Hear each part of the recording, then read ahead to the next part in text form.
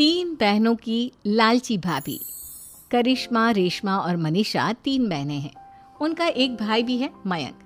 मयंक अपनी बहनों को बहुत प्यार करता है, लेकिन मयंक की पत्नी सविता इस मामले में मयंक से बिल्कुल ही अलग है। वो अपनी ननदों का जितना बुरा कर सकती है उतना बुरा करती ही रहती है और अपनी ननदों पर हुक्म भी चलाती है। करिश्मा, करिश्मा, तुमने अभी तक नाश्ता नहीं बनाया? तुम्हारे भैया को ऑफिस जाने में देर हो रही है। हाँ भाभी, बस अभी बनाती हूँ। करिश्मा, तुम ये ढीलापन छोड़ दो। कल को पराए घर जाना है। वहाँ अगर तुम इस तरह से काम करोगी तो लोग क्या कहेंगे कि माँ ने और भाभी ने कुछ सिखाया नहीं। और तुम्हारी दोनों बहनें कहाँ हैं? अब रेशमा मार्केट गई है और मनीषा सो रही है। क्या?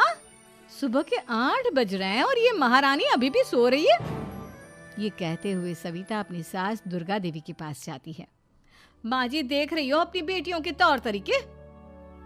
क्या हुआ बहू, सुबह सुबह क्या कर दिया मेरी बेटियों ने? अरे एक तो अभी अभी उठकर किचन में गई है, दूसरी सुबह सुबह बाहर चली गई और तीसरी अभी तक सो रही है। क्या करूं मैं इन तीनों का, मैं तो परेशान हो गई हूँ। जा जाकर उठा उसे और रेशमा से मैं बात करती हूँ। सविता सीधा मनीषा के कमरे में जाती है और उससे कहती है, महारानी जल्दी उठो, सूरज सर पर आ गया है। भाभी थोड़ी देर और सोने दो ना, मैं रात को लेट सोई थी। वो क्या है ना, यूनिट टेस्ट चल रहे हैं। शराफत से उठती है या नहीं, या फिर पानी की भरी बाल्टी डालूं तेरे ऊपर? नहीं नहीं भाभी, मुझे बिस्तर में नहीं नहाना, उठती हूँ मैं। मनीषा जल्दी से उठकर बाथरूम में चली जाती है। सभी आराम से बैठकर नाश्ता कर रहे होते कि तभी रेशमा बाजार से हाथ में सामान लिए आ जाती है। रेशमा को देखते ही सविता उस पर बरस पड़ती है। लो, आ गई महारानी। ऐसा भी क्या सामान लाना था जो सुबह आंख मलते ही बाजार की तरफ रवाना हो गई? भाभी, कल आप ही तो चीख रही थी कि घर का सारा सामान मुझे ही लाना पड़ता है, घर में किसी को भी किसी काम से कोई लेना देना नहीं है। अब मैं बाजार जाकर सामान ले आई तो आपको इस बात से भी तकलीफ हो रही है? देख रही हो माँ जी, अपनी बेटी की जुबान कैंची से भी तेज चलती है। और मयंक, आप तो कुछ कहेंगे नहीं अपनी लाडली बहन को। रेशमा, अपनी भाभी से ऐसे बात नहीं करते। चलो माफी मांगो। भैया, मैं क्यों माफी मांगू? आप भाभी से बोलिए ना कि हम पर कम हुक्म चलाया करे। हम इस घर की बेटियां हैं और आपकी पत्नी की ननद है, नौकरानी नहीं। लो कर लो बात। इनकी भलाई के लिए कुछ भी बोलो तो इन्हें बुरा लग जाता है। इस घर में यही इज्जत है मेरी। देख लो माँ जी, आपकी बेटी किस लहजे में मुझसे बात कर रही है। सविता वहां से चली जाती है। मयंक को बहुत गुस्सा आता है, वो भी वहां से चला जाता है। फिर करिश्मा रेशमा को समझाती है। रेशमा, तुम्हें भाभी से माफी मांग लेनी चाहिए थी ना। लेकिन दीदी, मैंने कुछ किया ही नहीं, तो मैं माफी क्यों मांगू? हाँ करिश्मा दीदी, रेशमा दीदी जैसे ही घर में आई भाभी ही उन पर चिल्ला रही थी। हाँ, मैं मानती हूँ कि गलती भाभी की थी। मैं तो इसलिए बोल रही हूँ कि भाभी ने माँ को तो पूरी तरह अपने वश में कर लिया है। वो हमारी बात सुनती ही नहीं। मयंक भैया हमारे लिए हमेशा खड़े रहते हैं, इसलिए उनकी बात का मान तो तुम्हें रखना चाहिए था ना। कोई फायदा नहीं दीदी, कुछ दिनों की बात और है, भाभी उन्हें भी हमारे खिलाफ भड़का देंगी। फिर वो भी माँ की तरह हमारी किसी बात का विश्वास नहीं करेंगे। इसी तरह सविता अपनी तीनों ननदों को किसी न किसी बात पर परेशान करती रहती थी। एक दिन मयंक अपनी तीनों बहनों के लिए गिफ्ट लाया।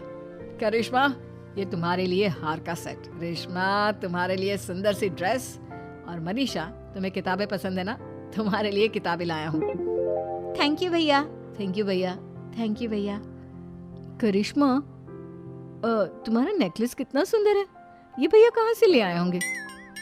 मैंने भैया को 3 दिन पहले फोन पर ये डिजाइन दिखाया था और आज भैया ये ले आए। सविता तो अपनी ननदों के गिफ्ट्स देखकर जल गई और करिश्मा का नेकलेस तो उसे भी बहुत पसंद आया था। अपनी बहनों के लिए कितना अच्छा नेकलेस लेकर आए हैं, मुझे कभी कोई गिफ्ट नहीं दिया। मैं आज ही ये हार चुरा लूंगी। रात में सविता करिश्मा का हार चुरा लेती है और इसी तरह उसे अपनी ननदों की जो भी चीज़ अच्छी लगती वो उसे मांगती नहीं, बल्कि रात के अंधेरे में चुरा लेती। इसी तरह दिन बीतते गए और सविता ने मयंक के दिल में भी उसकी बहनों के लिए नफरत पैदा कर दी। एक दिन मयंक ने करिश्मा और रेशमा के लिए रिश्ता देखा और ये बात उसने घर में सबको बताई। माँ, करिश्मा और रेशमा के लिए बहुत अच्छा रिश्ता आया है। वो लोग कल इन्हें देखने आ रहे हैं। आप और सविता मिलकर सारी तैयारी कर लेना। ये सुनकर करिश्मा और रेशमा खुश हो जाती हैं, लेकिन सविता सोचती है, अगर इन दोनों बहनों की शादी हो गई तो घर और बाहर का काम कौन करेगा? मनीषा तो एक नंबर की कामचोर है, उससे तो किसी बात की उम्मीद लगाना ही बेकार है। मुझे इस शादी को रोकना होगा। अगले दिन सभी लड़के वालों के स्वागत की तैयारी करने में लगे होते हैं। तभी मयंक अपनी बहनों से आकर कहता है, तैयार हो गई तुम दोनों? देखो दोनों लड़के बहुत अच्छे हैं, मैं कोई कसर नहीं छोड़ना चाहता, इसलिए तुम उनके सामने अच्छे से बिहेव करना और अपनी भाभी से लड़ने मत लग जाना। करिश्मा, तुम वो नेकलेस पहन लो ना जो मैं तुम्हारे लिए लाया था।